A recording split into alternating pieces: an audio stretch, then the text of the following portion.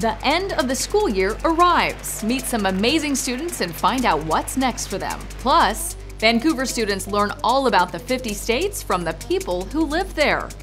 I love hearing their accents. How they're using technology to connect. And why be boring when you can go awesome instead? Find out why there's a hovercraft doing laps around Fort Vancouver High School.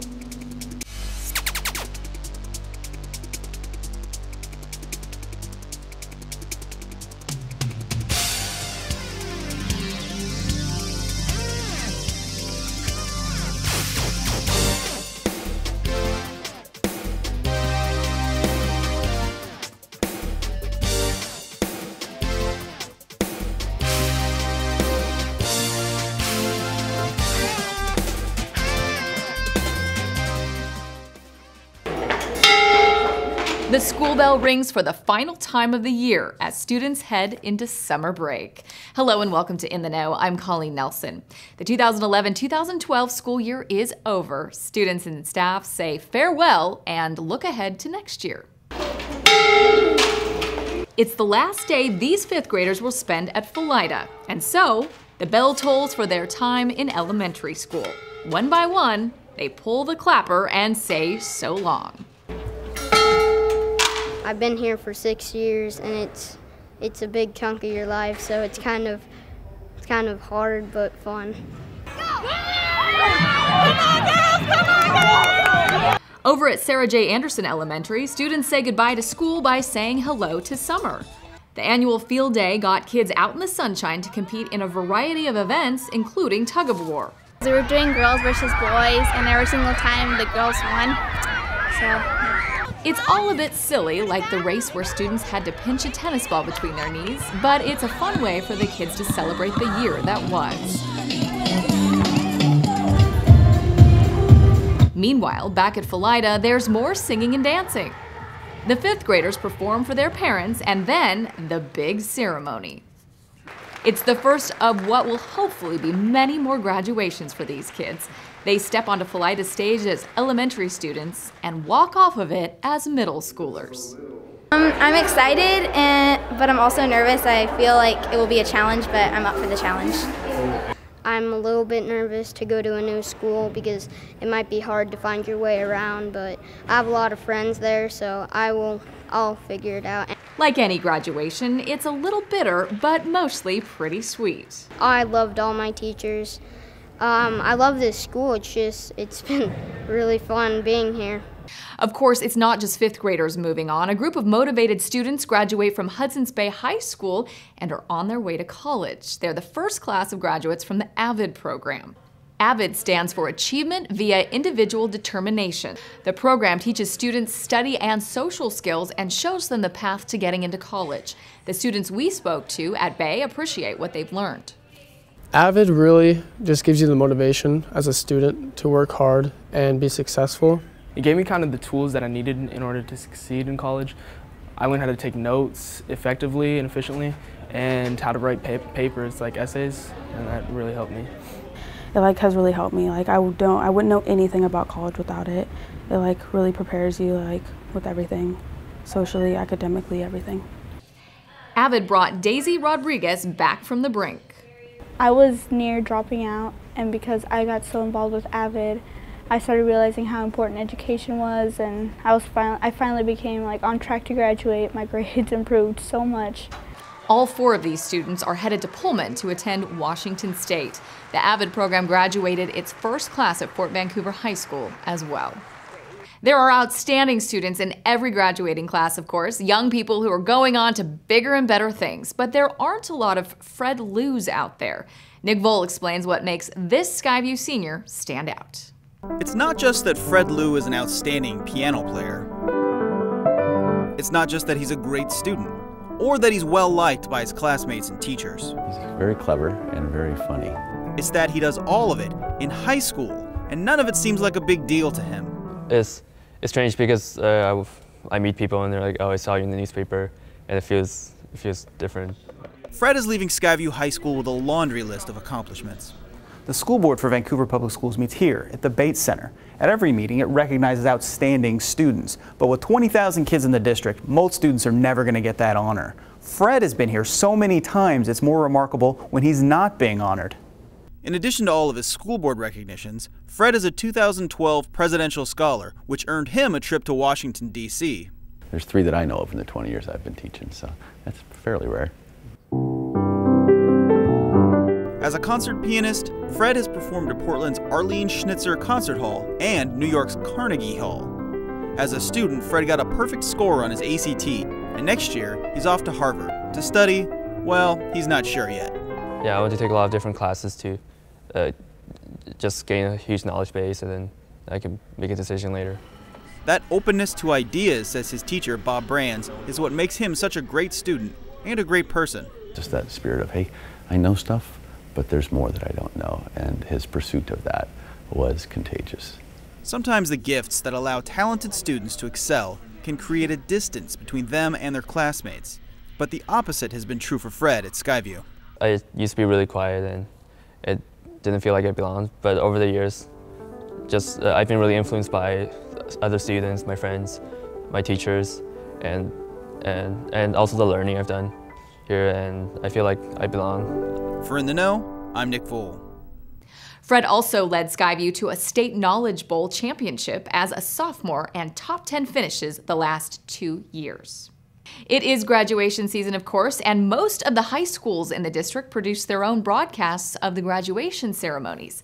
For the next month or so, you can see them all on Comcast Channel 29, just one above the channel you're watching right now. Check out our website, vansd.org, for TV schedules to see your own student walk right across the stage and get their diploma. All of the ceremonies are also on sale through TV, etc., and can be ordered online at esd112.org/TV, etc. Tables, chairs, shelving, you might think of those kinds of everyday objects being made in shop classes. But as Chad Young reports, what students at Fort Vancouver High School are making is far from ordinary. Welding is the craft of connection. Students in Dave Richards' class at Fort Vancouver High School use torches to join pieces of metal. Education is all about connection too, bringing together concepts and real-world experience. And Mr. Richards has a tool for that too. You're looking at the student's final project. Flying hovercraft. That's right, a hovercraft. When I was looking for a project, I wanted something that was easy to build, that had all the skill sets that I was after, that was local. And so this was our natural choice. For the last 2 years, welding students have been fabricating the rig, based on a design by a man from Washington, and they built it from scratch. Everything from electrical to the engine to building the cage for the engine and the prop. It's no coincidence that projects like this one and the year's other big assignment, custom-made bicycles, are a whole lot of fun. If I can teach these guys how to build fun stuff that's hands-on and show them an application for what I'm teaching them, the learning works out much better. It keeps you wanting to come to the shop every day. You really get to express yourself. It's just a way to kind of get away from school and do your own thing. And as excited as the students are, this is also Mr. Richards' first time building a hovercraft. Kind of fun. For In the Know, I'm Chad Young. Mr. Richards fronted the money to build the hovercraft, and soon it can be yours. It will be posted on Craigslist this summer under the title Hovercraft for Sale. Once Mr. Richards recoups his money, any profit will go directly to the school's welding club.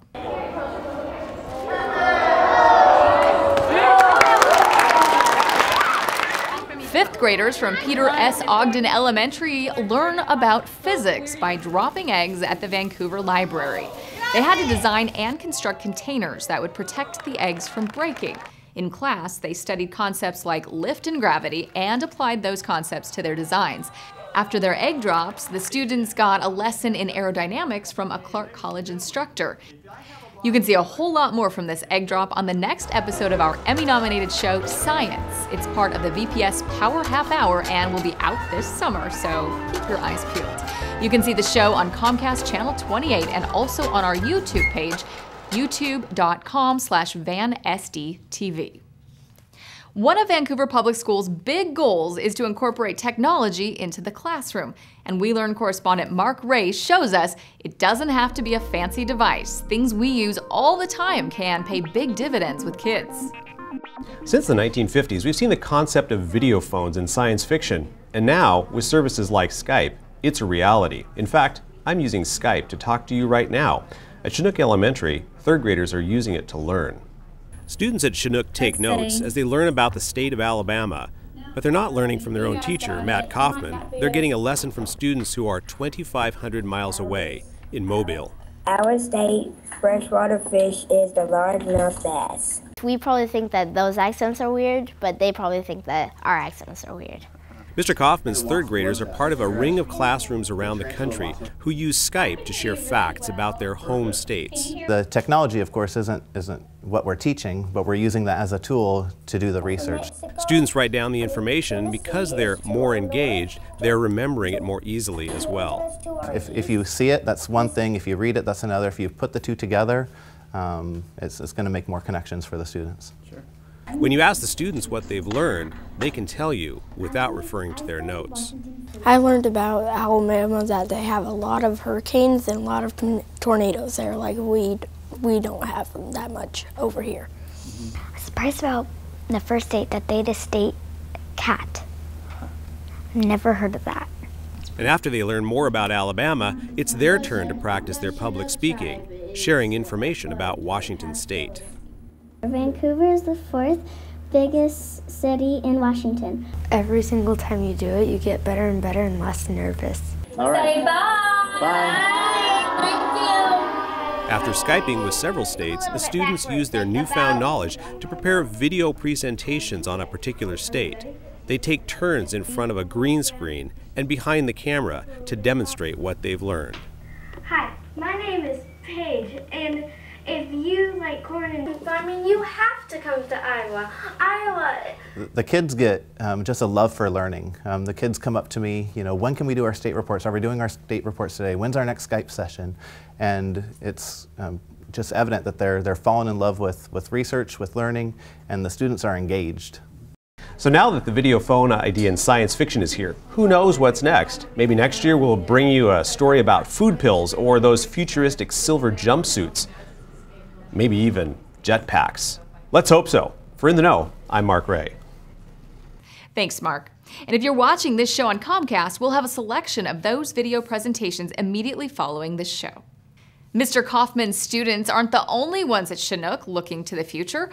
Over in Catherine Tauchtrop's second grade class, students learn about our solar system. The unit culminates with the annual Rockets with Dad Day, where fathers, grandfathers, and other male family members come in and help with a fun art project. Together, they make spaceships out of bottles, cups, and other household items. And to come and build these rockets with dads is such a bonding and neat experience, and I'm just getting more and more positive feedback. Dads like to come and see this and be a part of it. It's pretty neat. In addition to the art project, students wrote postcards full of facts from each planet in our galaxy. Discovery Middle School students learn about another culture thanks to a Skyview teacher and her students. Beverly Quested's advanced literature class brought music and stories from Bangladesh to Discovery. Beverly volunteers with an organization that helps the poorest of the poor. They encourage education as a way out of poverty, and to educate the middle schoolers about everyday life on the streets, the high schoolers performed small plays based on the life stories of real Bangladeshis. And I think when you're teaching these little kids at 7th, 6th grade, 8th grade level, you're actually exposing them to a lot more than I ever got, or any of my friends. The presentation was part of Discovery's Read Around the World in 80 Days literature program. Students had to have read 4 or more books from around the world in order to attend. 4 students from Vancouver Public Schools take the trip of a lifetime representing our city in Japan. The students were selected by the Vancouver Rotary Club for an exchange program with our sister city, Joyo, Japan. They spent their spring break with families in Japan, touring historic sites, meeting important people like the mayor, and learning all about Japanese culture.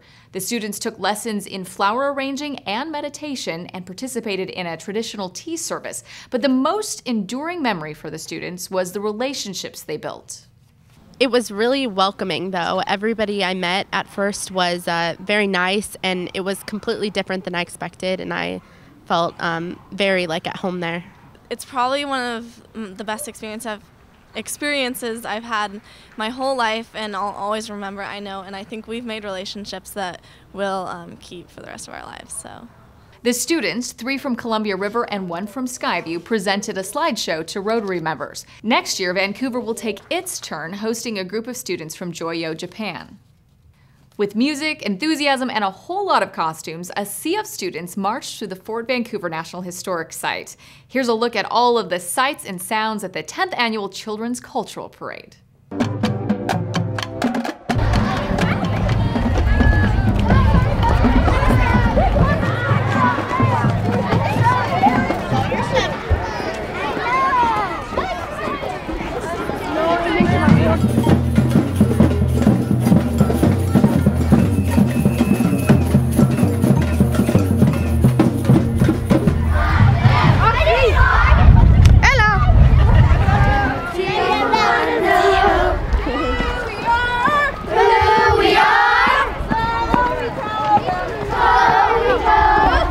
An estimated 1,500 third graders marched this year from both Vancouver and Evergreen public schools. Our friends in the Evergreen School District produced a broadcast showing the parade in its entirety and the speakers who followed.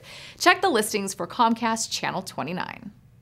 Fort Vancouver was the place to be to celebrate Flag Day, and one of the highlights of this year's event was an appearance by our founding fathers. Voted to adopt Betsy's flag as the national flag of the United States. As you may have guessed, the parts of Ben, Franklin, Thomas, Jefferson, and others were played by students.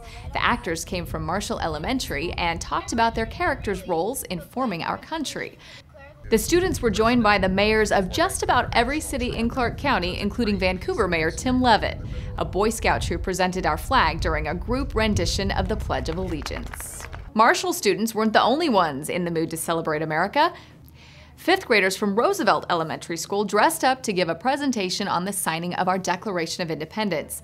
Every signer was played by an actor from Ann Smith's class, and even the obscure ones got their proper dues for playing a role in the Revolution. Well, we're just about out of time. This is the last new episode of In the Know of this school year, but we'll have 2 special editions this summer. One will take a look back at the year that was. The other will focus on our We Learn stories. Those demonstrate technology in the classroom. And remember that you can see all of Vancouver Public Schools TV shows on our YouTube channel. That's youtube.com/VanSDTV. Thank you so much for watching. I'm Coleen Nelson.